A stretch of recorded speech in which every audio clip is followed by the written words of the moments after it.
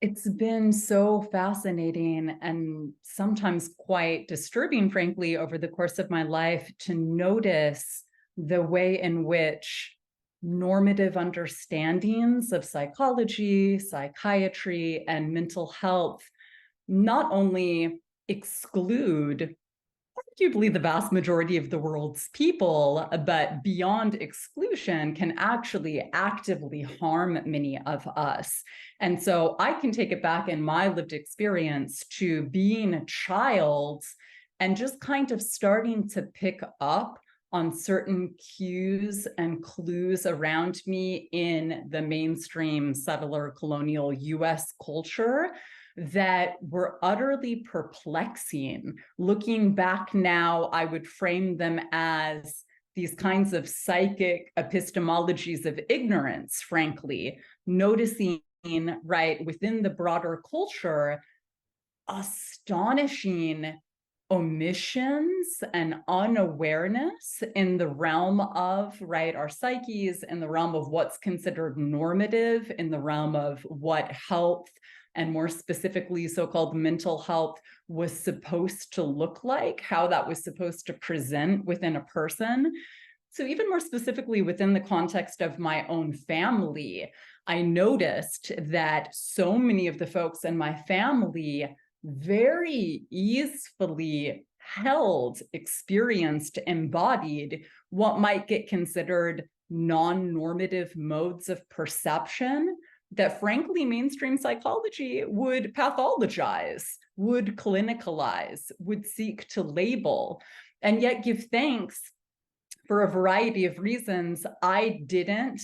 acquiesce to that kind of pathologizing, that kind of stigma, that kind of taboo. I think in part because of some of the cosmologies that I was raised in within my family. My curiosity was, how do all of these people in the outside world not understand the wisdom that my grandmother is dropping right now? And so one of my initial animating curiosities, taking it back again to my childhood around these themes, was really trying to unpack,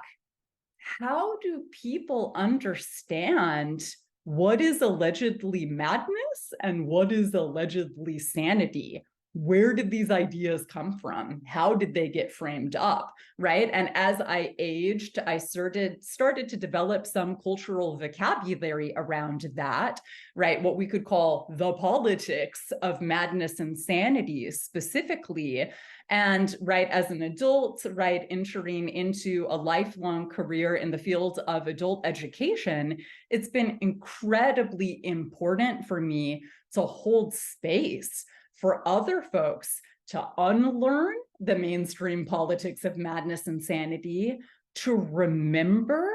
other ways that we can understand these themes, and then based off of that unlearning and that remembering, to imagine otherwise. So that's just the tiniest little taste of in my lived experience. And then also professionally as an educator, some of what has been most fascinating for me, but not to euphemize, because these also have deadly consequences for so many of our loved ones. A fascinating, right, point of intervention, and also vital points of intervention within these mainstream fields as they're currently configured.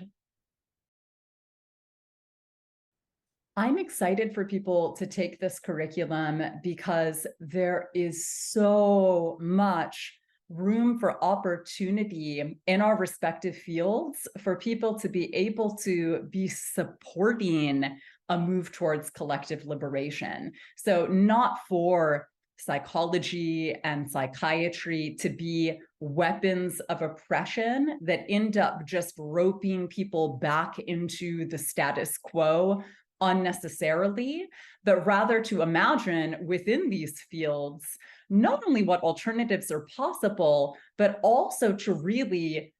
with humility, learn some of the incredible movement genealogy, intellectual genealogies, activist genealogies that already exist so that we don't unnecessarily reinvent the wheel. And so that then with these gems of insight, of labor, of reflection that have come before, we can make the work in our fields even more powerful. We can support our loved ones and communities even more effectively, not only in setting down unnecessary pathologizing, in connecting with cultural vocabularies that will be as supportive for us as possible, and also really setting down any unnecessary pressure, whether it has come from the academic industrial complex, whether it has come from our professional obligations around credentialing and the like, wherever it might come from, even sometimes Western intellectual biases and so on and so forth,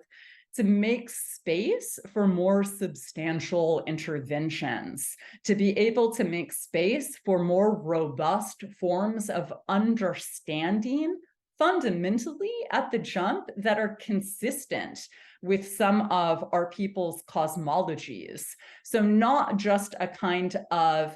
add and stir methodology where the mainstream canonical knowledge within our fields goes uninterrogated, and then maybe, say, in the context of education, at the very end of a syllabus, there are a couple new resources tacked on, right, to fulfill some kind of diversity quotient, but rather actually taking the labor that we're capable of enacting much more seriously, calling into question all of the kinds of route assumptions and norms that we've inherited to see what's actually still relevant today and what it might make sense to set down to be able to make space for the kinds of knowledge production that can actually be more supportive. The lessons that I taught in the curriculum were on decolonial psychiatry and liberation psychology.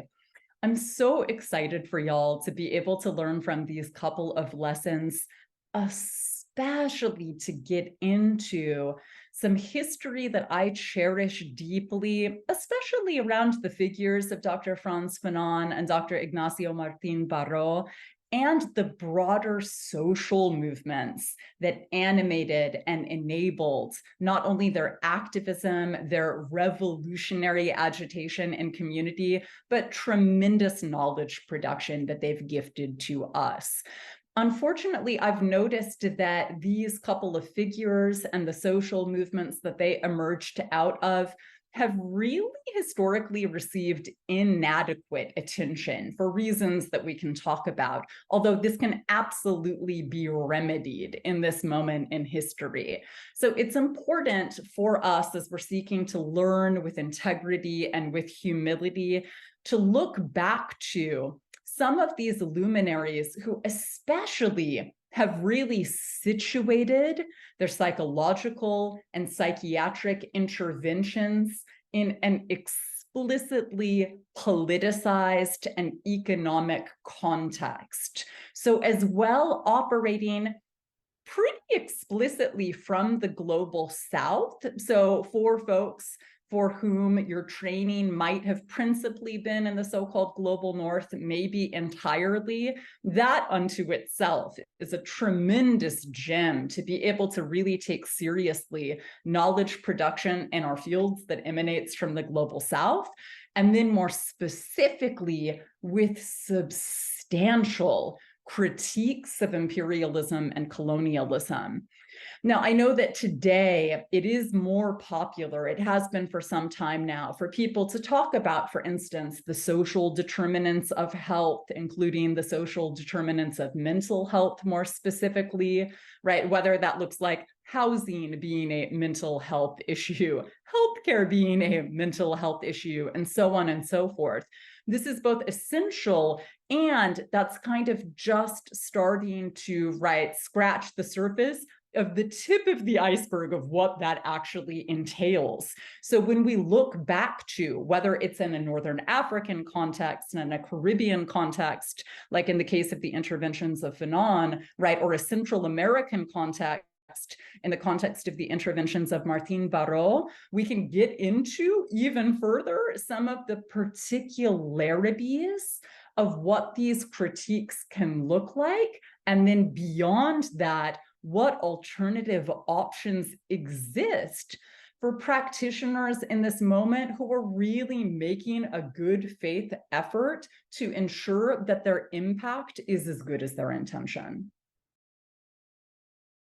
One of the ways that this curriculum could benefit practitioners would be specifically around how you situate the way in which you're offering a particular frame or particular services to the folks that you're seeking to support. What could that look like, for example? So often within mainstream psychology, we see, right, this kind of focus on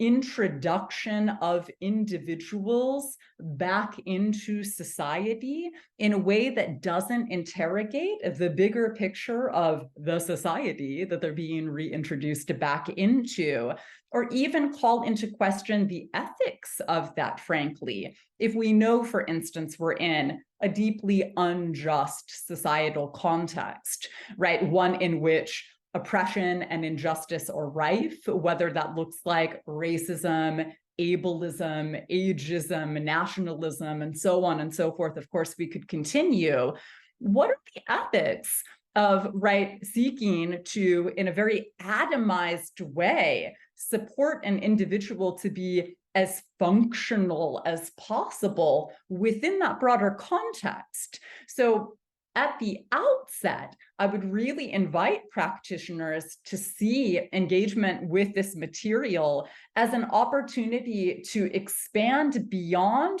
whatever kind of individualistic atomization might have gotten normalized within your former or previous training. Because certainly at this point in history, and arguably previously, that kind of atomized take on an individual and their role within a broader society really hasn't done us justice. So this is a wonderful opportunity to set down that kind of hyper-individualism, to zoom out and to perceive the bigger picture, and then to be able to see what opportunities are elucidated from that kind of, right, reframing, or from that kind of recentering, right, of what has previously been marginalized to the center, right, or that flipping of the script, that pivoting of what has been normalized to be able to make it strange, to be able to see what other opportunities,